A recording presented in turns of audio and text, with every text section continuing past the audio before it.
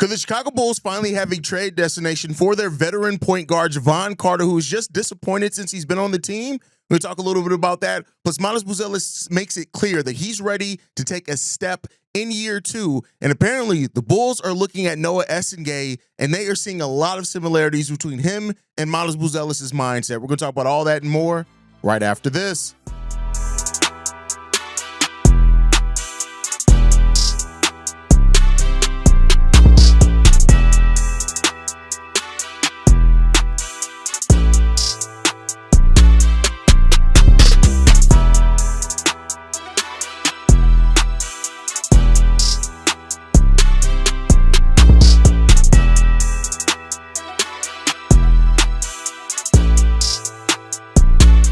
What's going on, Bulls fans? Welcome to another episode of Chicago Bulls Central, your number one spot for everything Chicago Bulls related. I'm the host there, Hayes, but more importantly, you guys can follow the channel at Bulls Central Pod on every social media platform we happen to be on. With that said, let's go and get into this content for today, y'all. And we're going to start off with, listen, y'all know, one of my most hated Chicago Bulls players is Javon Carter. And part of that is because I actually did think Javon Carter was going to be able to come to this team and actually help this team out. And he's came over and been an absolute zero for this team. But the Bulls may have found a team that's desperate enough to take on Javon Carter's contract. And in exchange, the Bulls can get a decent big man and add more big man depth that kind of adds in more with the mold of big man that the Chicago Bulls do need.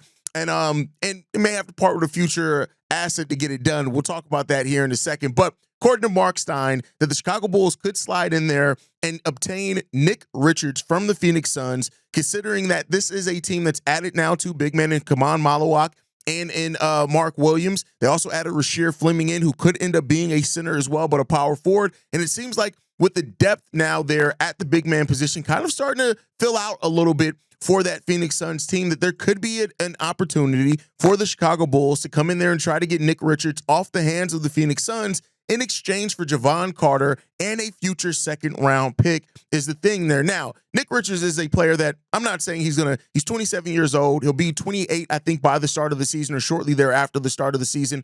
But that's where things come in at. I am in no way saying that Nick Richards is the future of the center position for the Chicago Bulls. And I also want to put in there is that while, adding more big man depth, especially kind of more focused, defensive focused kind of big man would definitely help the Chicago Bulls, we know that Billy Donovan does not play a lot of centers. We have Vooch on the roster still.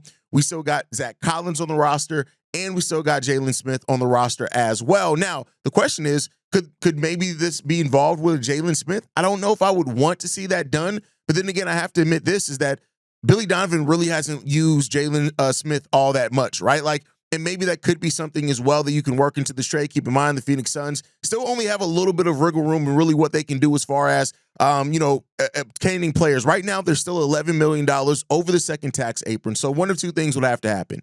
If this trade were to go down and include multiple players for the Chicago Bulls and Phoenix Suns, it would likely come after Bradley Beal buyout. Now, the fact that Javon Carter's contract is right around $6 million.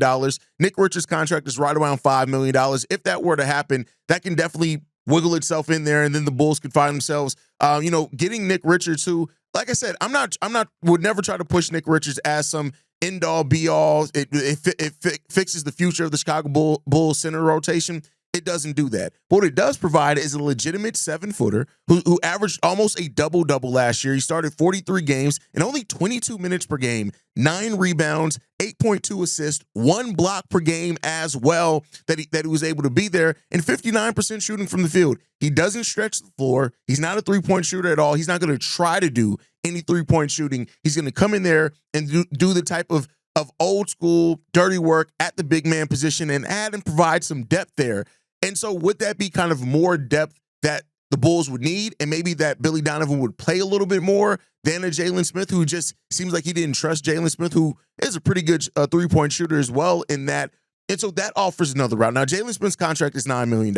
So you can't do a Jalen Smith for Nick Richards swap straight up. So I doubt that's going to happen. That's where it gets to Javon Carter. Javon Carter's $6.8 million is still a little bit more than what Nick Richards makes. But if that Bradley Beal buyout happens, that's been rumored, and he gives up $14 million, that's where you can start finding your way in there if you're the Chicago Bulls and trade Javon Carter for Nick Richards. And like I said, I like Nick Richards' game. I think what he does in the framework of how he does it is really good. 22 minutes per game to get almost a double-double. That's really good production. Would he be able to keep that up if he's coming off the bench instead of starting, though? That's a question that you would have to ask yourself. But if Vooch is moved in another deal to where you don't get another center back and maybe you get a contract that you're just immediately going to buy out, that could be an option in that as well. So it opens up a couple of opportunities for the Chicago Bulls if they want to get creative to get that done. This is the first really that we've heard that not only could the Bulls be interested in Nick Richards, but also is that it's something that could not cost a lot. Now, here's the thing. I want to be clear here. If Nick Richards is moved in, it's not going to cost a lot for Nick Richards. The Suns would have to be willing to take a shot at Javon Carter to actually provide something to that team. He adds a little bit of money, but no future money to the Phoenix Suns, which I think is a really important thing in that area as well.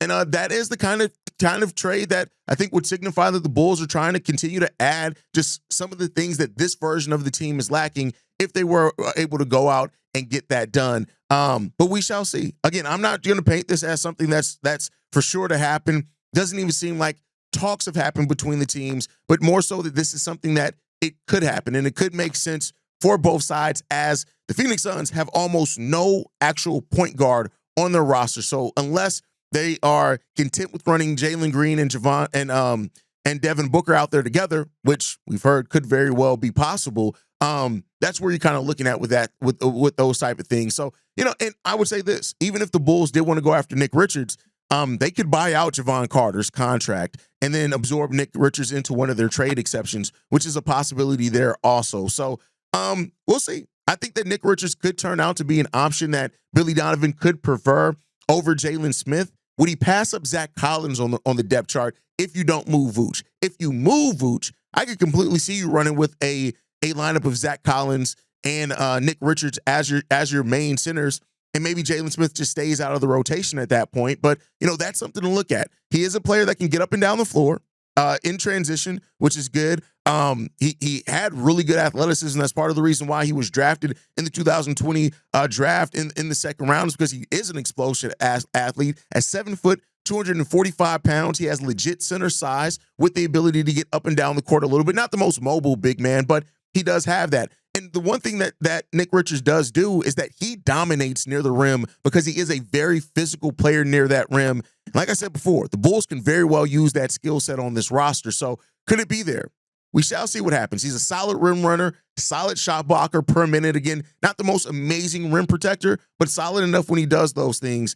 And I think with a defined role and defined opportunity, I think that he can help out the Chicago Bulls team personally. So let me know what you guys think down below. If the Bulls were to be a kind of more aggressive about going out there and getting a center that kind of fits the mold a little bit more of what you need with Josh Giddey, would you do that? Especially if it means only giving up Javon Carter and a future second round pick. Would you be willing to do that to get a player like Nick Richards in here now? Or are you like me where it sounds good, but I am a little bit worried about Billy Donovan and some of the reluctance that he's shown to go too deep into the center rotation consistently?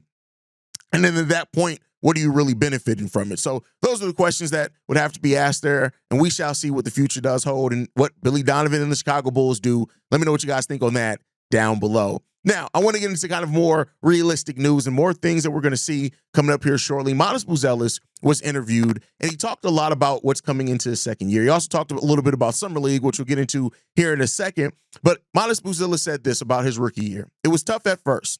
Not playing.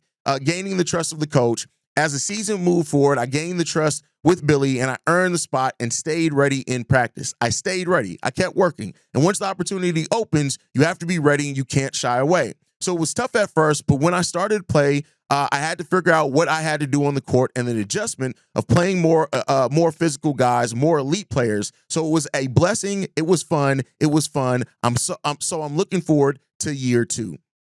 And that's great to hear from Buzelis. A lot of people, when you talk about Buzelis, you get one of two responses usually from Bulls fans. You get the Bulls fans that already look at it as what they see Modest can become, That's where you get some Bulls fans that talk about Modest as this. He's already ready to be a star in this league. He's not. He has a lot of growing that he has to do. Or you have the Bulls fans on the other side of this, right? The Bulls fans that, like, hey, we've seen some promising rookie years before, but that hasn't always turned out into what we need it to be, right? So you hear that side of it as well from Bulls fans that are like, hey, are we sure that this kid's going to take the leap that we need? And I understand both sides of it. I understand both thought processes behind it because I do think it's rooted in not only some reality, but also in just having a little more patience in regards to that, because we've seen it before. We've seen it happen. We've been here as when teams or when the Chicago Bulls more specifically, we've had a little bit of a promise, but then it doesn't end up paying out in the long run. Modest taking a step in year two. And I want to be clear, I am just talking about a reasonable step. I am in no way talking about he needs to all of a sudden become some 15, 16, 17 point per game scorer. But I do think what you saw from him on the back end of the season, where it was almost 13 points per game, if you can refine that with just taking better shots or shooting more effectively and taking the same amount of shots and get that up to 14, right? And that shows the growth that you need for Modest Buzelis. I love hearing that Modest has the mindset of, he knows that coming into year two, it has to be a year of growth for him, and he has to show that right away. You now are coming into the season expected to be a starter. That's a completely different standpoint to be in, and really a different preparation level from going into a season where you were the rookie who everybody kind of looked at and was like, yeah, he's good, but we don't know if he's going to, like, how many minutes he's going to get. And Noah Essengue, in a way, finds himself in a similar situation, which we'll talk a little bit about that, because it came out that the Bulls actually see a lot of Modest Buzelis in Noah Essengue, which, we haven't really seen because we haven't seen him on the court. And in his interviews, he's a little bit more timid, but we'll get into that. Modest also chipped in with this. He said, getting stronger is definitely one of my goals. Getting stronger, just working on my three ball. I like to work on my overall game. Honestly, I feel like I can do everything on the court, so I don't limit myself. It's going to be exciting how I put everything together. That should be music to Bulls fans' ears, because Modest Buzelis does have a little bit of everything. We saw flashes of a little bit of everything. The thing that we did not see from Modest is putting it all together consistently at the same time, whether it be through his execution or the lack of opportunity to do certain things. Billy Donovan didn't run a lot for him to create off the dribble for himself or to try to create for others. We saw flashes of it over like the last 5 games where Modest was able to do kind of more point forward things in the half court, but it was still, even then, a small sample size. We knew that when we drafted Modest that you were potentially getting a multi-tool of a forward, right? And that's kind of where you want, and I've said this multiple times, that's really where the league is going now. It's going to the place of versatile forwards that can do a little bit of everything. And if you can get 2 of those guys, that's when, and maybe one has more of an offensive strength, one has more of a defensive strength, but if you can get 2 of those forwards that are versatile, that can do a little bit of everything, offense, defense, that's where it gets special at. So when Modest says that he needs to get stronger, you're absolutely right, because we saw at times last year, despite him giving some effort, which that's always the thing I look at with more weak on-ball defenders is, are they at least giving the effort? If you're giving the effort, you can work on your strength. And that we saw that with Modest sometimes. It wasn't necessarily that he was out, he wasn't in the right position or he made the wrong read. It was that he just didn't have enough strength. Sometimes it also was the lateral quickness, which can be a bit of a problem on some of those quicker forwards for Modest Buzelis. But I think with his length, he's going to learn how to overcome that at some point in time. And Modest just is a dog. And the fact that Modest puts in as much work and is as aware as what he is as his own shortcomings, that's something that should be, it should really be a wake-up call for a lot of Bulls fans, because guess what? We have not had a lot of that here in Chicago. We haven't had a lot of that. P. Will hasn't really worked on his flaws in years. And not to necessarily throw P. Will under the bus, but just to say, like, we're still waiting for P. Will to turn. Well, not waiting anymore. At this point, ain't nobody waiting, right? So that's what it comes down to. And if Modest makes that step next year, and again, I'm talking about a relative step. One thing with me and my brother Pat that we do over on Locked on Bulls, he kind of talks more about Modest as like getting somebody who goes up to 17 shots per game. I don't think that that's going to happen, not under Billy Donovan, not as for a team that is still trying to win and has veterans on the team. But I do think you're going to see Modest go up from around 9, 10 per game to about 12, maybe 13 shots per game, right? Is where I think you can see. And if he can take a little bit of increase and increase the efficiency, that's where you're going to start getting a player that I feel can really start, rounding out his game and showing what he can be. But Modest can do a little bit of everything. He can pass. He can dribble. I think his dribble is one thing that, it's easy to forget that he has until you go back and look at some of his tape, even before going into the Ignite before coming into the NBA, because he does have that ability to create off the dribble. Now, he didn't get a lot of opportunity to do that, and I understand that. That's not me throwing shade at Billy Donovan for that, because I think with a young rookie, I can understand when you have guards like Kobe, guards like Josh Giddey, why you don't want a rookie out there creating a lot for themselves while they're still trying to find their way and their path in the NBA. But I think that's going to be up for Modest to really show in training camp how he's grown, what he's brought to this team. And then if Modest can take that step, that's going to be fun to see. Now, the thing that's kind of more interesting, well, not more interesting, but that's also interesting, is that Modest Buzelis said that what Bulls fans are going to get to see in the first summer league game is what everybody's talking about. They're going to see a lot of Modest Buzelis together and Noah Essengue. Both of the guys talked about it. Noah Essengue said this: "We have the same goal to be better every day. He plays a little bit like me and got already 1 year experience, and I think he played really good. That's just helped me to have a role model on the court." And Modest Buzelis said this: "I feel like defensively we're going to be a problem," right? And that's what you want to see. I get it. As Bulls fans, as a fan of any team, you want to see your team make moves that's going to make you win now. And the Bulls didn't necessarily do that on paper. They went with the longer term thing. But hearing Noah and Modest Buzelis throughout the summer league training camp that they've gone through together are already looking at what they can be together, I think says a lot about the future for the Bulls. Those are the two guys that you really want to look at right now and that you want to be seeing them take steps up to be the new guys and to be a pairing. The Bulls really haven't had a pairing that is fit together naturally in quite a while. DeMar and Zach were able to do it. They were able to balance it out, right? Kobe and Josh Giddey, they were able to figure it out as the season went on. We'll see if they can build off that chemistry heading into year 2 together. But Noah Essengue and Modest Buzelis already have a little bit of that's evident, that you can just see in the way that they play the game of basketball, that how they can fit together. If they were the 3, if they were the 4 together, they still need to have some refinement and make that easier. And that's why you're probably not going to see that a lot in year 1 together. But as going forward, you may have that duo that you can start building some things around. Now, this one also comes out for K.C. Johnson in regards to Modest Buzelis. And K.C. Johnson says that the Chicago Bulls internally, that they knew that they were getting a good kid, but the way that they've seen him already in the building, the way that he's carried himself with maturity, the way that he asks questions, and the way that he wants to put in the work, that it's already put himself in a position where the Bulls are looking at it and saying, this feels a lot like how Modest was coming into the Chicago Bulls his rookie year. And so while people are looking at Modest to have a breakout season in year 2, we'll see if that ends up happening. It seems like the Bulls have already, at least internally, have now got somebody that seems to be, that is taking that same path as Modest Buzelis and Noah Essengue. Now, we'll see if Noah can get out on the basketball court. He's 18 years old. He's even more raw than what Modest Buzelis was his rookie year. But I think the thing that you want to look at when you say all this is the fact that these guys are still working it out.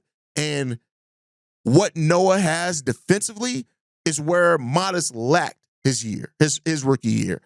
Noah is going to be more rough around the edges offensively.